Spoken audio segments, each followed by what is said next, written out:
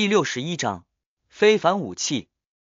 脸庞都被兜帽阴影遮掩住的女士环顾一圈道：这一次的两件武器都是便于随身携带的类型，一件是缓慢之鞭，它仿制于某件神奇物品，能不断制造无形的束缚，一点点影响你们的对手，让他的动作逐渐变得迟缓，战斗持续的越久，它的效果越明显。它还能使用2年，450磅，或者野蛮人的魔药配方。这条鞭子听起来还不错啊，感觉有点接近欢愉魔女蛛丝方面的能力。不过小太阳用长鞭会不会显得有点奇怪？克莱恩沉哑着嗓音开口问道。这种无形的束缚能影响灵体类生物吗？比如怨魂？那位女士缓缓摇头道。不行。不等别人再问，她继续介绍道，第二件武器叫飓风之斧，它能提高使用者的动作频率和奔跑速度，并有 15% 的几率对敌人产生一定的麻痹效果，有 5% 的几率制造出一道闪电。如果在雷暴雨中使用，闪电出现的概率最高可提升至 50%， 这都是做过实验，从大量的数据里总结出来的。这件武器的效果还能维持不超过1年，520磅，或者野蛮人的魔药配方，这比缓慢之鞭要强不少。如果不是非凡效果，只有1年，恐怕不止这个价钱。对了，根据小太阳的描述和我隐约看见的景象，白银城及周围区域的半空中随时都有闪电划过，频率高的阶段为白天，频率低的时候算晚上。这和所谓的雷暴雨环境很接近。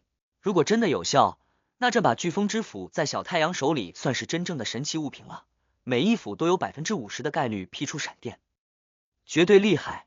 即使这样不行，光看飓风之斧最基础的非凡效果，它也属于相当不错的兵器，很符合小太阳需求。至于只能用1年的问题，更容易解决。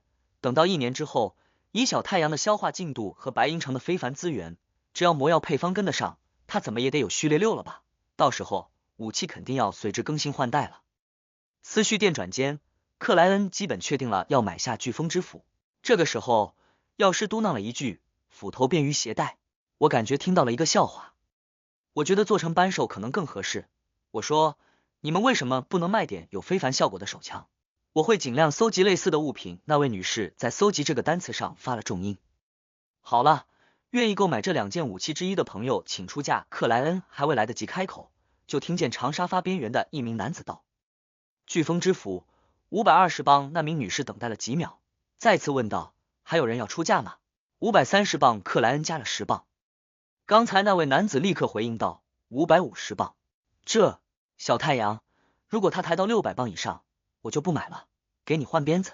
有了确定的策略后，克莱恩非常平静的喊道：“560磅。”他努力的表现出不管对方怎么报价，都会额外加10磅的姿态，而他刚才收入的600磅正好可以给对方无形的压力。听到最新的报价，长沙发边缘的那个男子默然几秒，耸了耸肩膀道：“好吧，他属于你了。”呼，克莱恩暗自松了口气。还有朋友要出价飓风之斧吗？脸庞完全被阴影遮掩住的女士又一次问道。而起居室内一片安静。成交。那名女士不再犹豫，将右脚旁边的那个盒子拿给了靠拢过来的侍者。侍者先让智慧之眼老先生做了鉴定，然后才捧到克莱恩面前，一手现金一手货，收起剩下的4张10磅面额钞票。克莱恩打开盒子，看见了一把能别在背后夹于皮带内的斧头。它通体呈铁黑色，厚实坚固，刃口锋利，在灵视里有明显的气场颜色。可以看出，制作者大量使用了有灵性的材料。在这把斧头的表层还有诸多象征符号和魔法标识，它们嵌入了内部，变成了闪电和飓风般的花纹。克莱恩伸手触碰，隐约有点刺痛的感觉。他点了下头，将盒子就那样放置于自己的膝上。它能换取迷雾树人的真实根茎和枝叶。我的魔术师只差斜纹黑豹的脊髓叶了。我最近的几次委托赚了不少，加上原本的积蓄和刚才的剩余，身上总计有209磅5苏勒5便士。序列7对应的非凡材料价值在500到700磅。呵，还得卖配方或者知识啊。这周抽空去看下雷帕德，确认下他的自行车发明进度。克莱恩不再喊价，安静旁观。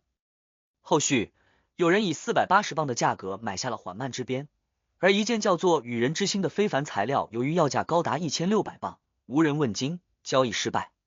根据掌握的神秘学知识，克莱恩知道这件非凡材料是被划分在序列6那个档次里的。接下来的交易有的成功，有的失败，前者少，后者多。毕竟大部分来参加聚会的非凡者都有着明确的目的，不会随意浪费金钱和资源，不像克莱恩那样，只要有非凡效果且还算不错的武器都来者不拒。我要卖魔药配方，序列9，收尸人230磅。临近尾声，一位安静坐在角落椅子上的男士沉着嗓音道：收尸人，我记得这个魔药配方只在女神教会、战神教会和灵教团有，这会是卧底进来的职业者，还是试图复活死神的灵教团成员？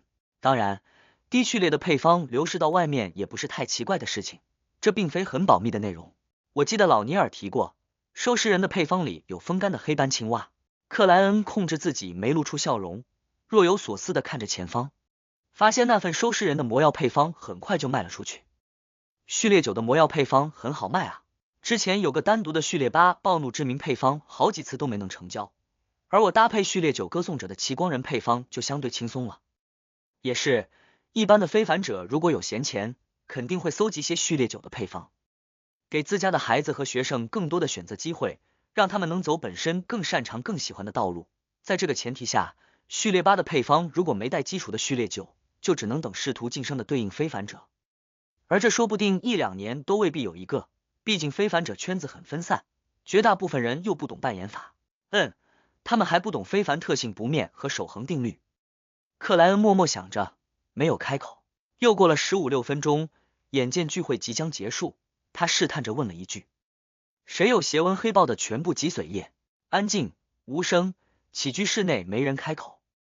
克莱恩想了想，又补充道：我会给出对非凡者而言无法拒绝的报酬，比如非凡特性不灭和守恒定律。可惜我已经对女神发过誓，不能外传扮演法。我都死了一次，不知道那个誓约有没有解除。克莱恩强行将发散的思绪收回，却依然没听到有谁说话。好吧，下一位。他故意做出平时不会做的耸肩动作。药师轻咳一声道：我带了不少药剂来，你们看看有什么想要的，价格都不贵，也就几磅，甚至几苏勒。卖非凡武器的那名女士听到这句话，疑惑开口道：我想知道下水道里的危险野兽有被清除掉吗？药师顿时嘿了一声：你问对人了。说完，他摊了下手。我也不知道，找人通报给警察部门后，我就再也没去过下水道了。老哥，你好欠揍，你能健健康康长这么大，肯定很不容易。这么看来，你选药师职业是非常明智的。克莱恩忍不住在心里用中文腹诽了几句，那名女士则吸了口气，缓缓吐出，不再言语。等到药师带来的各种古怪药剂卖的差不多了，智慧之眼老先生宣布这次的聚会到此结束。他将克莱恩安排在了第5个离开，从地下室的秘密通道。看来智慧之眼也没认出我。克莱恩略感欣慰的脱掉戴兜帽长袍，将它丢给了侍者，自己则走出密道，熟练的绕着圈子。等确认没有跟踪者后，他取下铁面具，离开僻静的街道，拿着装飓风之斧的盒子，一路往东区行去。东区黑棕榈街附近没有煤气路灯，天暗以后就仿佛深渊。这里某栋公寓的某个一居室内，克莱恩用灵性之墙封锁住房间，然后自己召唤自己，将飓风之斧带到了灰雾之上。如果它再重一点，我即使有阿兹克先生的铜哨加固灵体，也没法携带，只能改用献祭仪式。克莱恩咕哝一句，向对应太阳的虚幻星辰传递去意念。世界已经将武器献祭给我，你可以准备请求赐予的仪式了。白银之城。看见灰雾，听到愚者先生的吩咐后，戴里克伯格顿时翻身坐起，忙碌着准备。举行请求赐予的仪式前，他沉默地拿出自己的骑士直剑，做了几个竖劈动作，以此缓和心里的期待情绪。不知道会是直剑、扩剑还是巨剑。戴里克不自觉停住动作，难以遏制地想到，并下意识在脑海内勾勒出了自己使用那件强力武器时的样子。过了片刻，仪式之中，他看到了那件属于自己的非凡武器，那是一把斧头。第62章，庞德家族。尊敬的愚者先生，请转告世界先生，我会尽快为他搜集到迷雾树人的真实根茎和枝叶。收到太阳的回应后，克莱恩微不可见地点了下头，无声自语道：看来他对武器还算满意，即使没有环境加成，飓风之斧也是相当不错的。他刚才已经将那件非凡武器的特点和限制用具现文书的方式传递给了太阳，不直接描述是为了不显得啰啰嗦嗦，维持好自身的形象。做完这一切，克莱恩没多停留，当即返回现实世界，更换衣物，离开黑棕榈街。东区达拉维街，一个逼仄但热闹的酒馆。修迪尔查捂着鼻子和嘴巴挤了进去。对他而言，这个地方不仅充满酒香和汗臭，还很容易碰到个子比他高很多的人，让他不得不直面对方的腋下。而那里浓郁的味道简直能熏晕正常人。费了很大的力气，甚至用上了仲裁人的能力，修终于挤到了吧台位置，看见了自己想找的那个人。那是位20来岁的青年，脸型瘦长如马，眉毛杂乱凶恶，五官却相对柔和。他正大口的喝着酒，不时和周围的客人们高声说笑。威廉姆斯，我有事找你。修重重的敲了下吧台的木质桌面，这粗鲁的动作顿时引来了一道道怒视的目光，但他们很快就在仲裁人的严厉对视下默默退缩了。哦，修，好多天没见你了，我想想，这有1周，不，至少3周，要来一杯吗？一半一半。那个叫做威廉姆斯的年轻人半醉半惊讶的说道。一半一半是东区最流行的一种酒精饮料，由麦芽啤酒和加强酒精的葡萄酒调制而成，因为刚好2种成分，比例也差不多，所以昵称为一半一半。你真的要让我喝酒？修挑了下眉毛。不，他不想。吧台内擦拭酒杯的老板慌忙替威廉姆斯回答。他清楚的记得对面的少女喝醉之后会有多大的杀伤力，他会用拳头劝说这里的客人们戒酒，并把他们一一扔出去。威廉姆斯撇了下嘴角，摊了摊手道：说吧，你找我有什么事情？他是东区的消息人士之一，与多个黑帮有联系。修皱了皱眉头道：威廉姆斯，你就不能戒酒吗？好好攒钱，娶个不错的姑娘，每天回家都有热水、菜肴和温暖的问候，你能和他分享你见到的各种事情，他则告诉你家里发生的那些琐碎小事，还有可爱的小孩亲你的脸颊，围着你玩耍，这样的温暖不好吗？他初到贝克兰德那会能迅速在东区立足，多赖于威廉姆斯帮忙，所以他一直都希望对方能过得更好。温暖？威廉姆斯嗤笑了一声，那是建立在我带回去的钱上的。我早就看透了，如果我每周能拿回家20苏勒，那我肯定我的家庭是温暖的，是你描述的那样。可要是不行，主啊，女人的尖叫和辱骂，孩子的哭闹和嘶喊会逼疯我的。我妈就是一个榜样，我家老头每次回家都伴随着打骂和吵闹。既然这样，我还不如用身上的苏勒和便士换酒喝，在这里没人管我挣多少。大家喝酒聊天，气氛非常非常的棒。要是想女人了，外面还有那些可爱的站街女郎，他们不会和你吵闹的。修抽了下嘴角道：你真是一个无可救药的风暴之主信徒，你总有一天要死在酒精和某些奇怪的疾病上，至少我已经享受过了。威廉姆斯毫不在意的回答。我快3天没有开工了，我不会给你折扣的。修不再劝说，摸了摸杂乱的金色短发，将奥黛丽给的那些莱尔乌斯肖像画递了过去。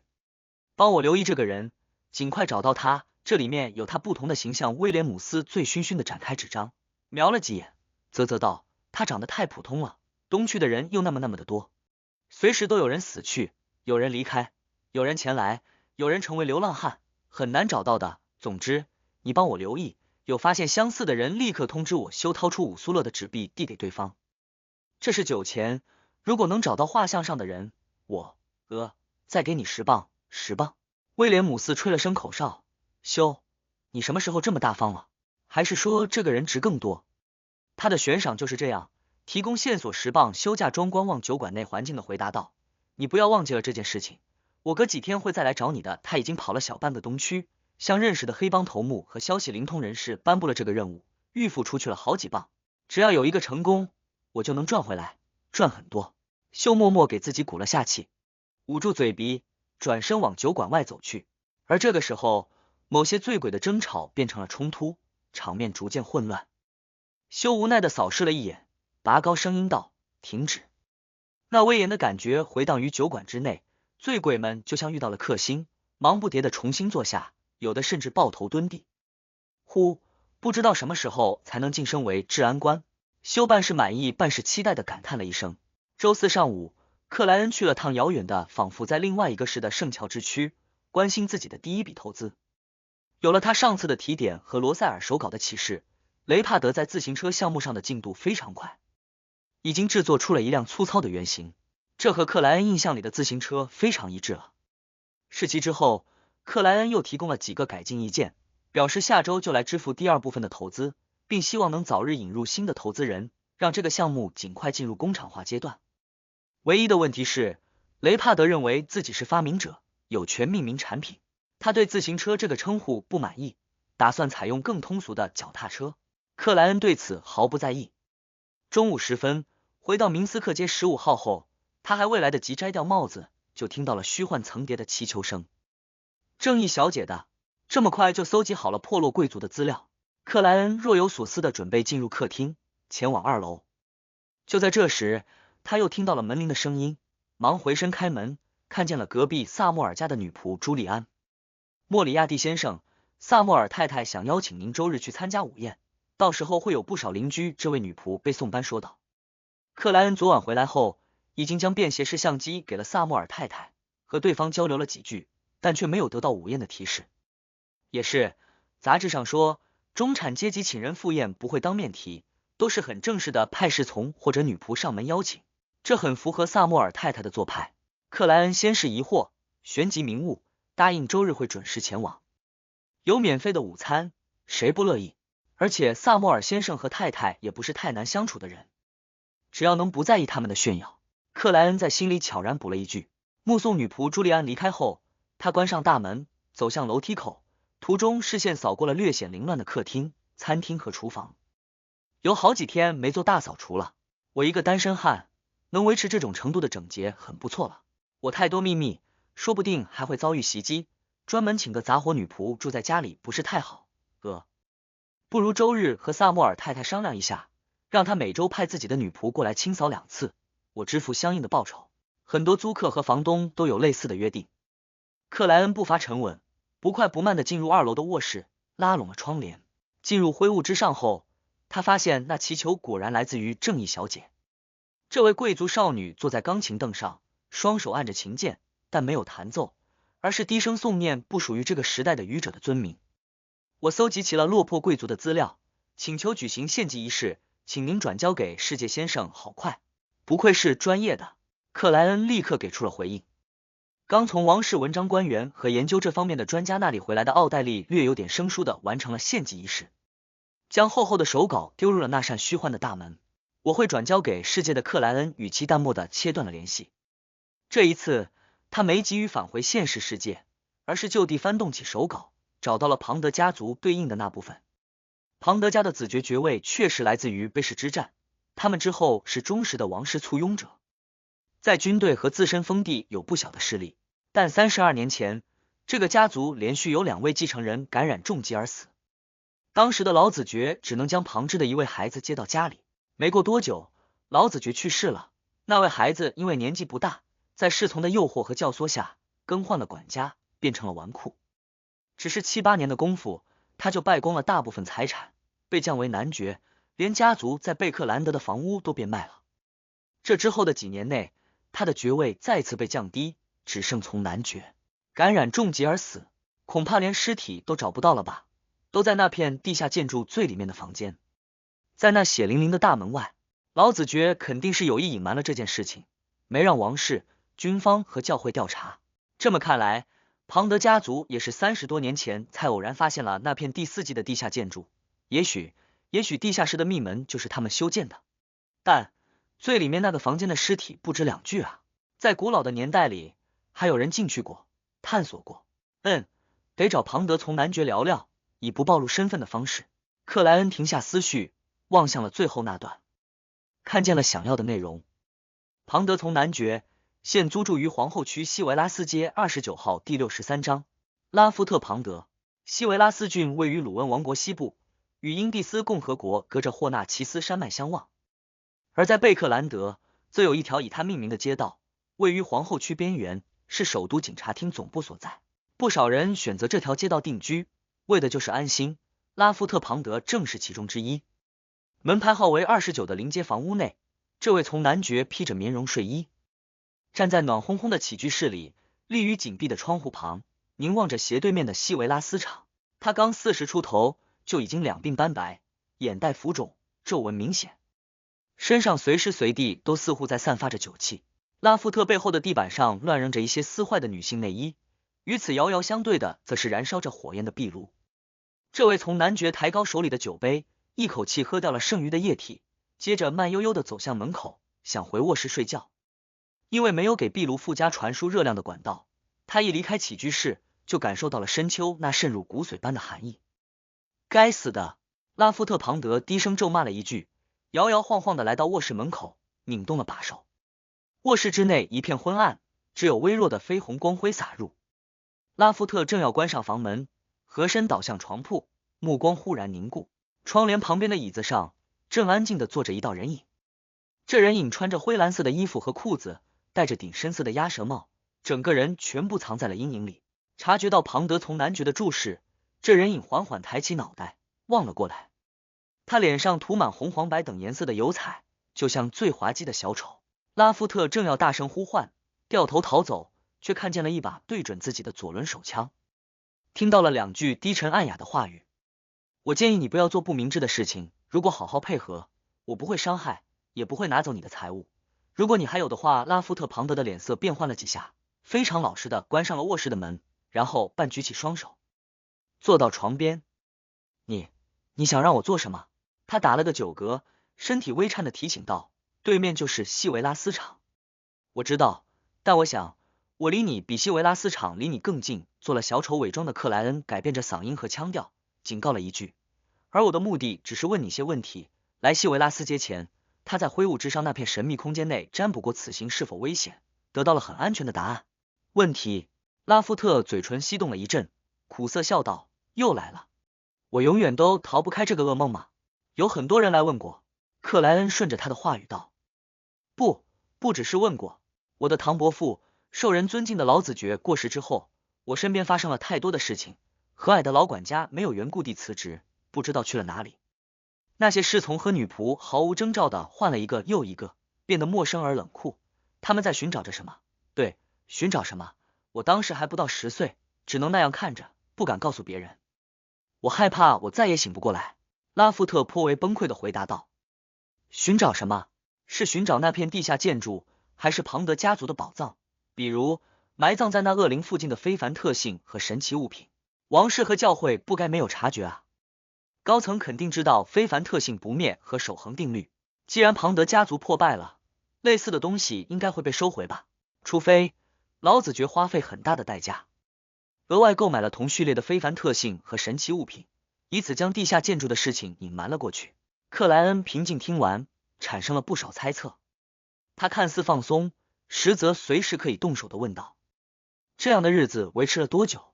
我不知道，周围都是我不认识的面孔，我怎么确认剩下的人不是同伙？呵呵，我假装什么都没发现，站立的过了好几年，然后在他们的诱导下，酗酒、玩女人、赌博、吸大麻，做各种各样让自己像是个废物的事情。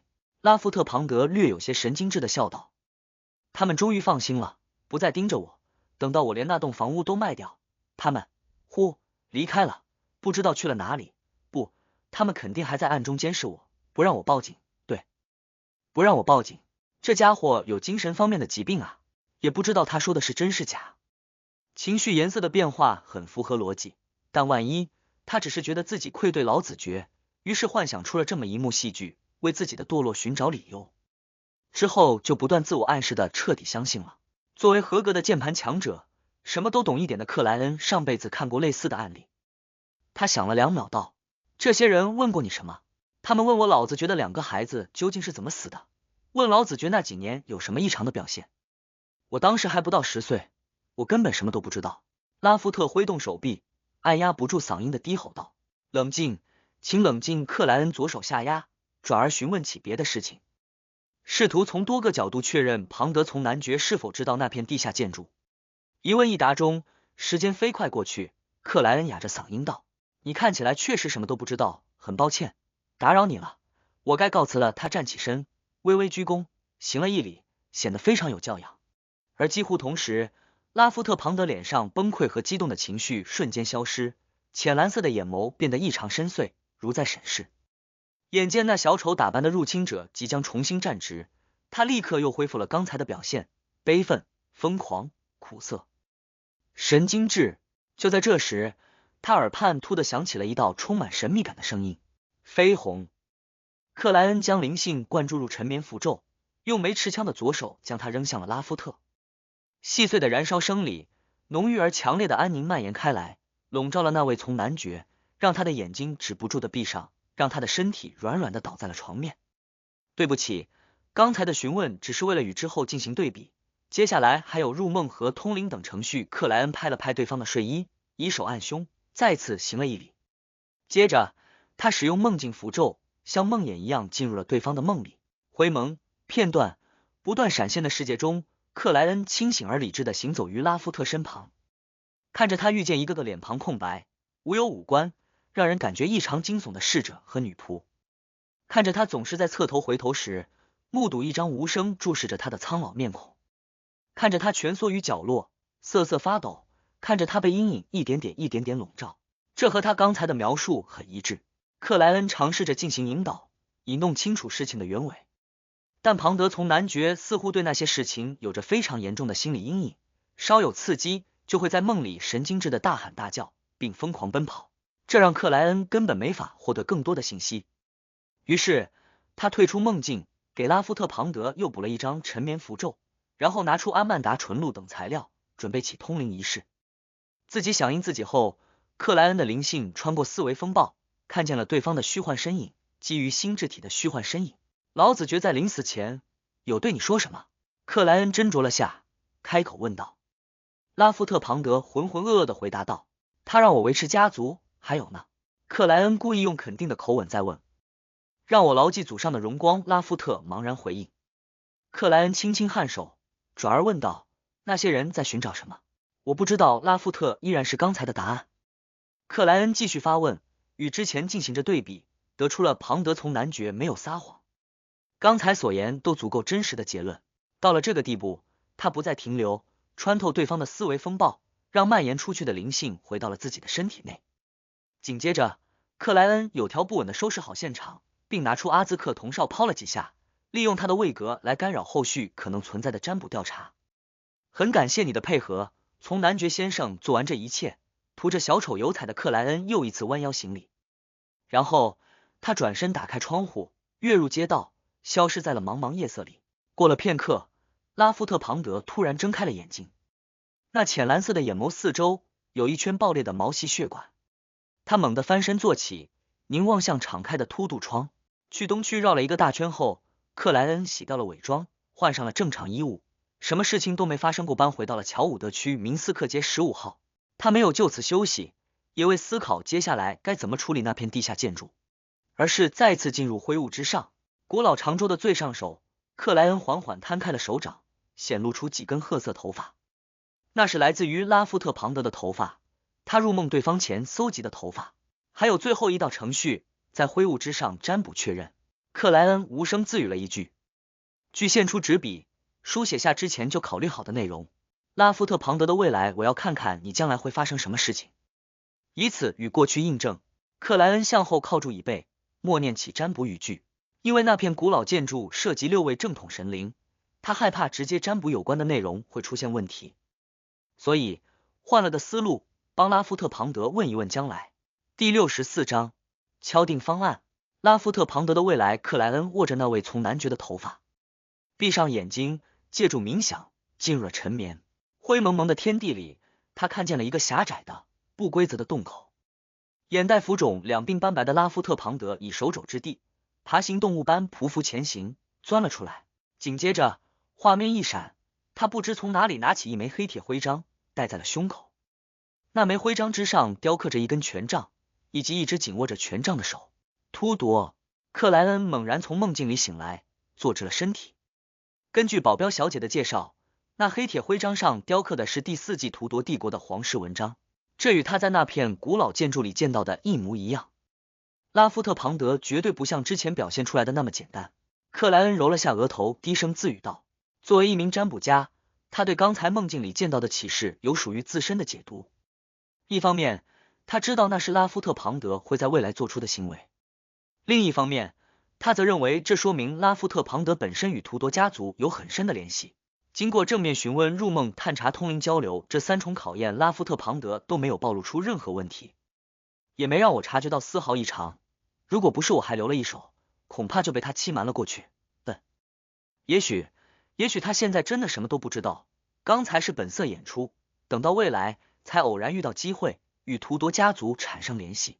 但更大的可能是，他已经从老子爵那里了解到不少事情，在没有把握之前故意堕落，装疯卖傻，而能瞒过我的入梦和通灵，则是某种非凡能力在发挥作用。他当时应该不是表演，真的陷入了浑浑噩噩的状态，否则早就在类似经验很丰富的我面前露出马脚了。会是什么非凡能力呢？他有序列己，或者天生具备一定非凡能力的那种。克莱恩一路这么思考下去，感觉自己进入了死胡同，忙抽离出来，换了个角度，无声自语道：拉夫特庞德与图多家族有很深的联系，是否可以做个大胆的假设，他其实就是图多家族的后裔？如果他和老子爵的血缘关系是真实的，那事情就有趣了。整个庞德家族是改名换姓、逃避追杀的图多家族的一支，他们建立功勋，获得爵位，一步步重返权力的中心。与此同时，他们暗中在寻找当年图多帝国留在贝克兰德的秘密遗迹，不知道过了多少年，他们终于有了收获。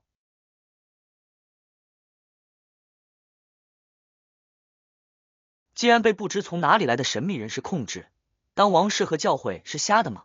就算要控制，也会用更柔和、更不会被察觉的方式，比如我这个途径的序列6无面人，一个小孩都可以察觉异常，何况王室和3大教会的强者？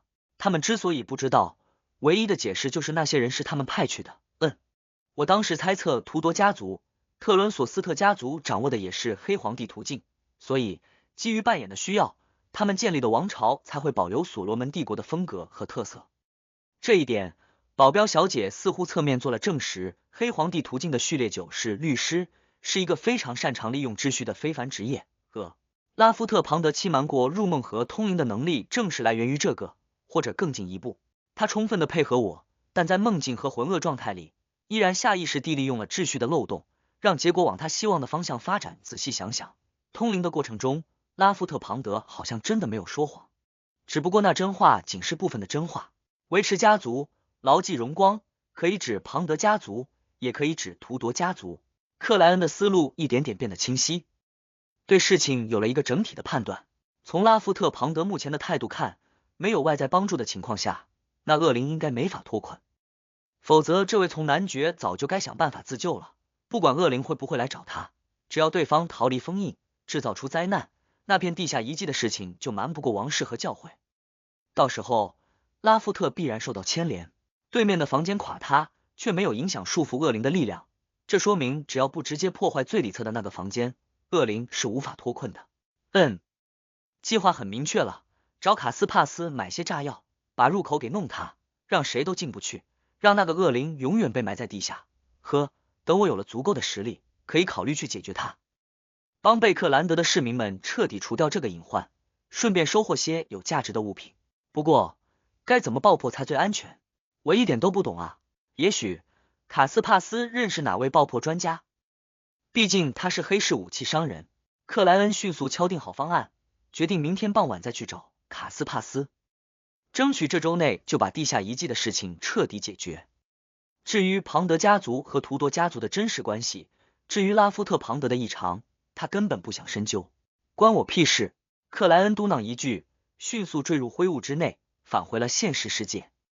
周五上午，克莱恩依旧早早出门，装得非常忙碌，而实际的情况是，他又一次来到克拉格俱乐部练习射击、阅读报纸，过得相当惬意。下午茶时分，已经在这里混了快1天的他准备离开，可却意外的看见玛丽盖尔这位前雇主和塔利姆杜蒙特这位马术教师同时进入俱乐部，和他们一起的还有许多穿双排扣长礼服的先生和一群漂亮妆容精致的女士，其中就有《每日观察报》的记者麦克约瑟夫。莫里亚蒂侦探，真是巧啊！有着双迷人眼睛但皮肤相当粗糙的麦克主动打招呼道。克莱恩笑笑回应道：记者先生，你的调查新闻完成了吗？完成了，多亏你的帮助。我给你们介绍，这是知名大侦探夏洛克·莫里亚蒂先生，塔利姆的好朋友麦克挥了下手臂道。双方打了招呼后，麦克继续说道，我大概弄清楚卡平是谁了，有空我再详细的告诉你。总之，我已经有充分的理由相信，西贝尔的死亡源于模仿犯罪，并不是那位连环杀手干的。哈哈，明天你就能在报纸上看到我的调查新闻，和我猜测的一样。克莱恩微笑回应。这时，麦克似乎想起了什么，侧头对玛丽盖尔道，我和你约一个专访吧，关于贝克兰德大气污染情况和解决方案的。不过，你必须和我们报社的总编先生提前沟通一下，敲定版面和时间。玛丽顿时眼睛一亮道，好的，太感谢了，麦克，我怎么没想到这个好办法？这是在为进入王国大气污染调查委员会宣传和造势。麦克这位记者经验很丰富嘛，每日观察报虽然不是最好的那几份报纸，但发行量也相当大。玛丽今天突然到这里，是因为参加了这个俱乐部的那几位下院议员要过来。私人俱乐部这种形式真的很适合政治和商业啊。克莱恩有所恍然地提出了告辞。在成为无面人前，他不想掺和进这种接近高层的事务。傍晚时分，东区某个公寓内，忙碌了一天的威廉姆斯进入租住的那个狭小房间，打算换件外套，拿点钞票，去酒馆好好喝上一顿，并顺便在那里解决晚餐。阴沉昏暗的环境里，他穿外套的动作忽然停滞。他看见窗户旁边站着一道黑影，脸庞被兜帽阴影完全遮掩的黑影。谁让你寻找莱尔乌斯的？那黑影低沉缓慢地问道。威廉姆斯快速穿上外套，吞咽了口唾沫道，我一个朋友，赏金猎人。赏金猎人就是指以各种悬赏为主要收入来源的冒险者，在东区，在贝克兰德有不少。他为什么突然又开始寻找莱尔乌斯？这是很久之前的悬赏了。那黑影非常高，一步步走到了威廉姆斯的身前。我不知道，也许他只是换个悬赏试一试。威廉姆斯幅度很小的后退着。那黑影沉哑追问道，他是谁？威廉姆斯顿时陷入了挣扎，过了几秒才颤抖着回答，休迪尔查，我不知道他住哪里。很好，很诚实。那黑影伸手拍了下威廉姆斯的身体，不再多问，往着门口行去。威廉姆斯悄然松了口气，认为丰富的黑道经验帮助了自己，不该逞强的时候不要逞强。就在这时，他看见那黑影打了个响指，啪！威廉姆斯的思绪凝固了，他的身体瞬间四分五裂，往着四面八方散开，弄得地上和墙上都是血肉。紧接着，那黑影弄断了这里的煤气管道。滋滋滋的声音里，他拿起威廉姆斯桌上的蜡烛，摩挲了下烛蕊。黑影随即离开。几分钟后，那蜡烛突然自行点亮，轰隆，爆炸声淹没了一切。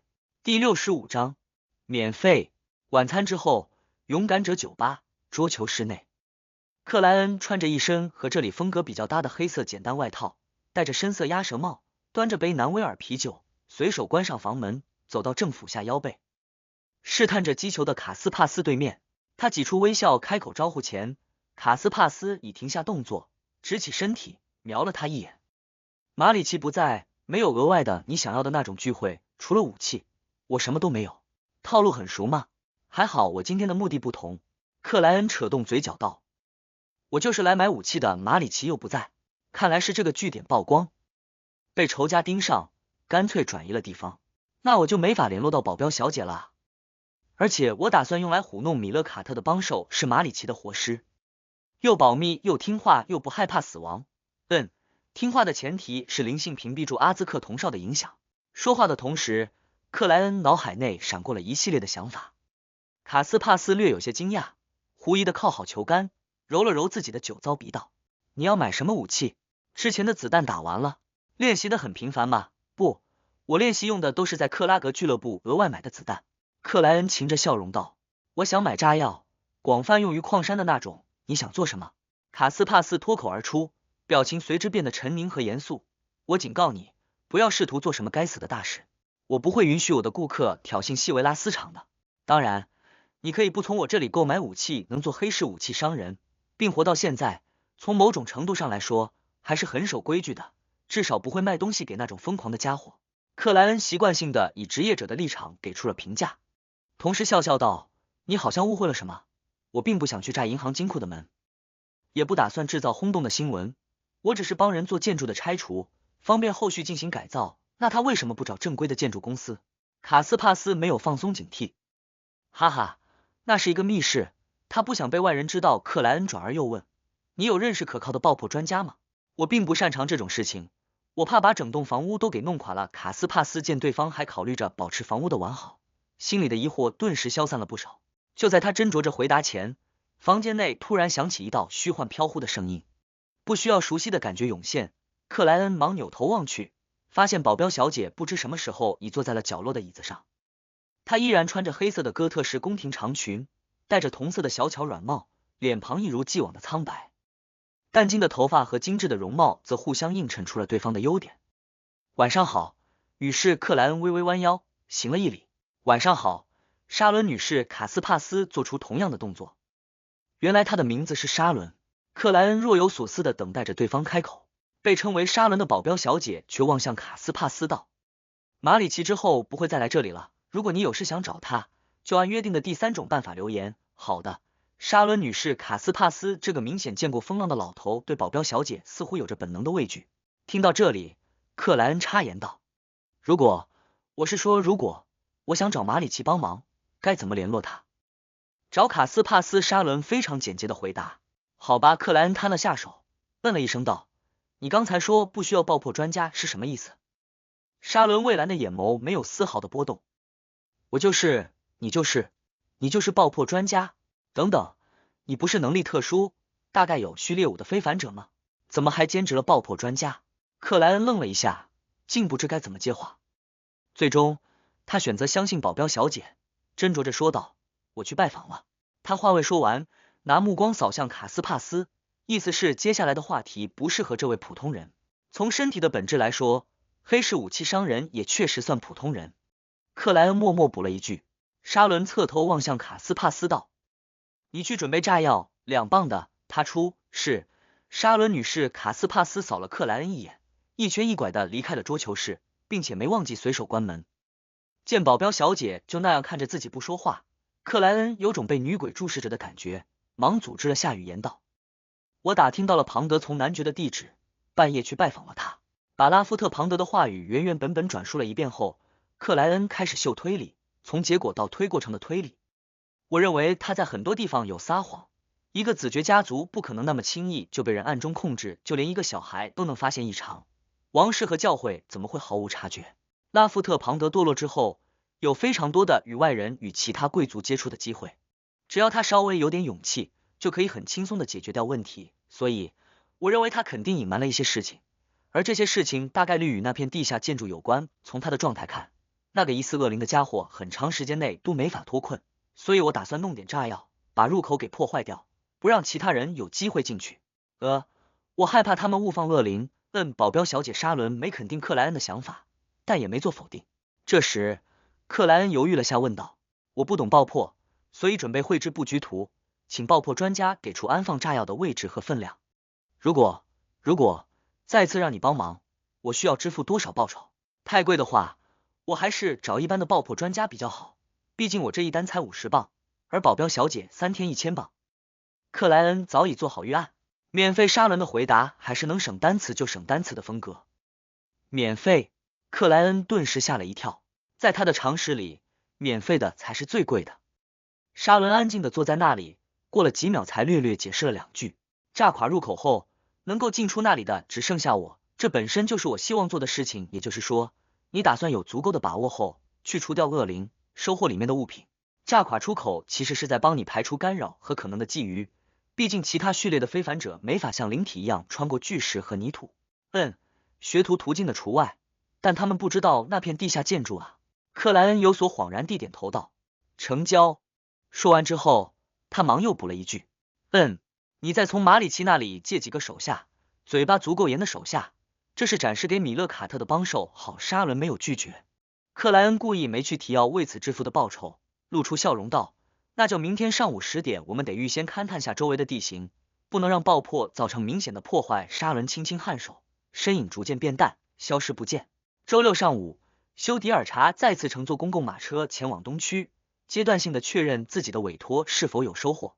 等待换乘的时候，他突然有了买份报纸看一看的冲动。他掏出1便士的硬币，从旁边的报童手里买了份贝克兰德邮报，飞快翻看起来。突然，他的目光凝固了，因为第3版的一条新闻。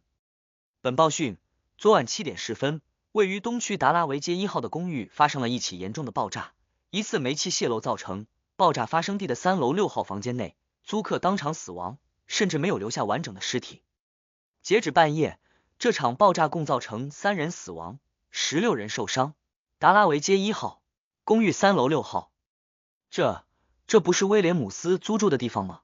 他死了，死于煤气泄漏造成的爆炸？不，绝对不是这样，他根本不会奢侈的用煤气，即使那里有安装。他刚接受了我的委托，难道是因为这个？可是莱尔乌斯本身就是通缉犯，发现有人在找他，换个地方就是，根本没有必要杀人来保守秘密，这反倒容易暴露问题。这件事情的做法太奇怪太激进了，像是疯子干的，明明只是一个诈骗犯。可怜的威廉姆斯，我一定会为你报仇的，一定会查出真相。休悲伤而凝重地望着停在面前的公共马车，没有上去。他知道现在去东区会非常危险，他打算立刻回去告诉福尔斯，让他临时搬到备用的那个出租屋，自身则乔装打扮潜入东区，找熟人问询，初步弄清楚事情的原委，抓住凶手留下的痕迹。奥黛丽小姐的委托果然没有不危险的，是我觉得已经被通缉的诈骗犯，只要不堵着他，不让他逃跑，他是不会凶恶反击的。是我疏忽大意了，是我害死了威廉姆斯。也不排除他同时还在搜集其他事情的信息，从而惹来灾祸的可能。休闭了闭眼睛，穿过马路，走向对面的等待点。10点14分，克莱恩和保镖小姐沙伦确认好那片第4纪建筑对应的地表状况，来到了威廉姆斯街8号那栋房屋外。沙伦已消失不见，米勒卡特看见的是穿灰蓝色工人制服、戴鸭舌帽的夏洛克莫里亚蒂侦探和他3个沉默寡言膀大腰圆的助手，这样方便探索。克莱恩解释了一句。米勒卡特的目光扫过那3位一看就很能打的助手，满意地点了下头。你的准备工作比我预计的快，他们里面有驱蛇专家。是的，他们都非常擅长驱蛇。克莱恩毫不犹豫就做出肯定的回答。活尸怎么可能害怕被蛇咬？